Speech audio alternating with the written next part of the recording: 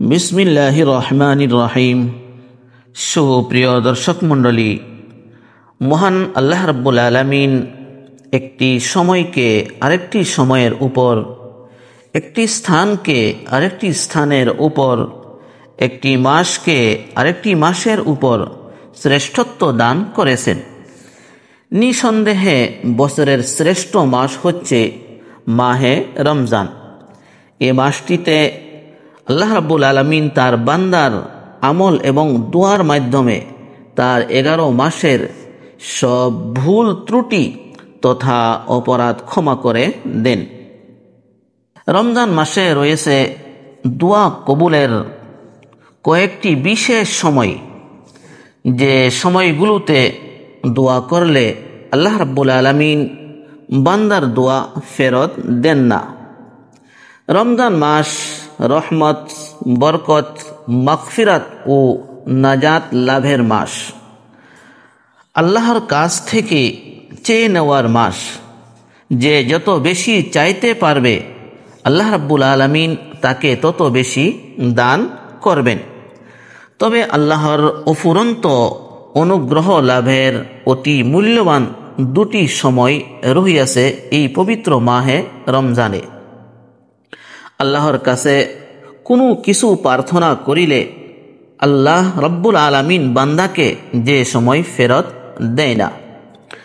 হযরতে আবু উমামা রাদিয়াল্লাহু তাআলা আনহু থেকে বর্ণিত রহিয়াছে, উনি বলেন, কিলা লি রাসূলিল্লাহ সাল্লাল্লাহু আলাইহি ওয়াসাল্লাম আইয়ুদ দুআই আসমাউ ক্বালা জাওফাল লাইলিল আখিরি। অর্থাৎ হযরতে আবু উমামা রাদিয়াল্লাহু তাআলা আনহু বলেন যে নবী পাক সাল্লাল্লাহু আলাইহি ওয়াসাল্লামকে জিজ্ঞাসা করা হলো, কোন সময়ে মহান প্রতিপালক আল্লাহ রাব্বুল আলামিন বান্দার দোয়া বেশি কবুল করেন? জবাবে নবী পাক সাল্লাল্লাহু আলাইহি ওয়াসাল্লাম বলিলেন, রাতের 2/3 শেষের দোয়া, অর্থাৎ রাতের 2 ভাগ অতিক্রম করার পর যে দোয়া করা হয়। তবে সেই হিসাবে একটি সময় হলো যে ফজরের আগের সময়, যেই সময়ে যখন বান্দা মহান প্রতিপালক আল্লাহর দিকে প্রত্যাবর্তন করে দোয়া করে, অবশ্যই আল্লাহ রাব্বুল আলামিন তার বান্দার সেই দোয়া কবুল করে থাকেন। এমতভাবে আরেকটি হাদিসের মধ্যে উল্লেখ রহিয়াছে যে আল্লাহ রসুল সাল্লাল্লাহু আলাইহি ওয়াসাল্লাম ইরশাদ করেন, মহান আল্লাহ পাক এই রাতের শেষ সময়ে প্রথম আসমানে অবতরণ করেন এবং বলতে থাকেন, কে আসো, আমাকে ডাকবে, আমি তার ডাকে সাড়া দিব। কে আসো, আমার কাছে চাইবে, আমি তাকে দান করব। কে আসো, আমার কাছে ক্ষমা প্রার্থনা করবে, আমি তাকে ক্ষমা করে দিব। এভাবে আল্লাহ রাব্বুল আলামিন ফজরের ওয়াক্ত স্পষ্ট হওয়া পর্যন্ত আহ্বান করিতে থাকেন। তবে এই সময়টি অত্যন্ত গুরুত্বপূর্ণ, মর্যাদা ও সম্মানের বিশেষ সময়। বিশেষ করে মাহে রমজানে এই সময়ে বান্দার যে কোনো আবেদন ফেরত দেয় না, বান্দা যা চায় তাই কবুল করেন। তাই রমজানের শেষ রাতের গুরুত্ব অন্য সময়ের তুলনায় অনেক বেশি। সেই জন্য এই সময়কে গুরুত্ব প্রদান করা আমাদের অতি কর্তব্য এবং আবশ্যকীয়। দ্বিতীয় সময়টি হলো ইফতারের আগ মুহূর্তে দোয়া করা। কেননা বান্দা রোজায় ক্লান্ত, পিপাসিত ও ক্ষুধার্ত থাকে। এ সময়টিতে ইফতার সামনে নিয়ে আল্লাহর কাছে বান্দার যে কোনো প্রার্থনাই কবুল হয়ে যায়। এ সময় মানুষ দুর্বল ও মানুষের হৃদয় নরম থাকে।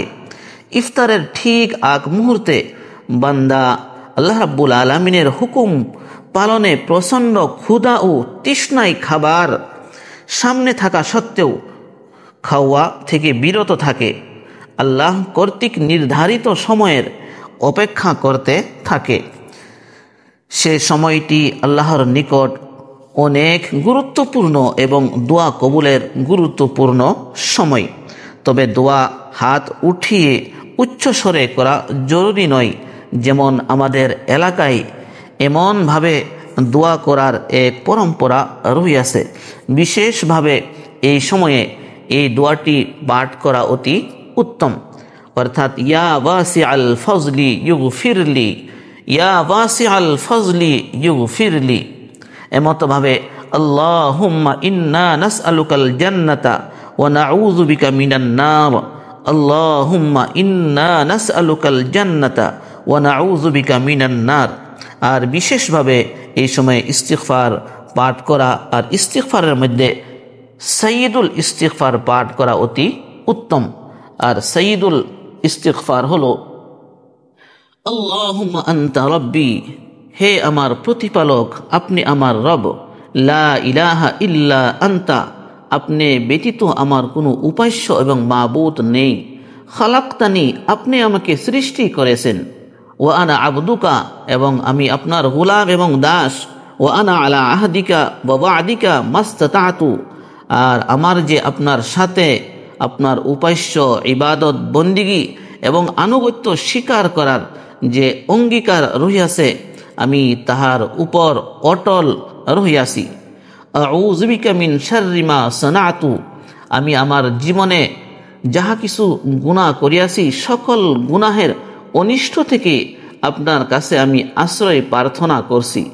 আবু উলাকা বিনিআমাতিকা আলাইয়া, আপনার তরফ থেকে আমার উপর দানকৃত সকল নেয়ামতের আমি স্বীকারোক্তি করছি। আবু বিজাম্বি, আমি আমার জীবনের সকল গুনাহের স্বীকারোক্তি করছি। ফাগফিরলি, আপনি আমাকে মাফ করে দেন। ফাইন্নাহু লা ইয়াগফিরুয যুনুবা ইল্লা আনতা, কেননা আপনি ব্যতীত আর কেহ ক্ষমা করার অধিকার রাখে না। তবে মুসলিম ভাই বোনের কর্তব্য দোয়া কবুলের এই দুটি গুরুত্বপূর্ণ সময় অবহেলায় ত্যাগ না করা। রমজানে দোয়া কবুলের বিশেষ কিছু সময় থাকলেও সারা মাস জুড়েই চলে ক্ষমা এবং অনুগ্রহ দানের এক মহোৎসব। সুতরাং রমজানে সব সময় দোয়া ও ইস্তিগফারের মাধ্যমে কাটানো উচিত। আল্লাহ রাব্বুল আলামিন আমাদিওকে এই পবিত্র মাহে রমজানে যথাযথভাবে দোয়া, ইস্তিগফার, কোরআনে কারীমের তিলাওয়াত এবং অন্যান্য নেক আমলের মাধ্যমে অতিবাহিত করার তৌফিক দান করুন। আমিন।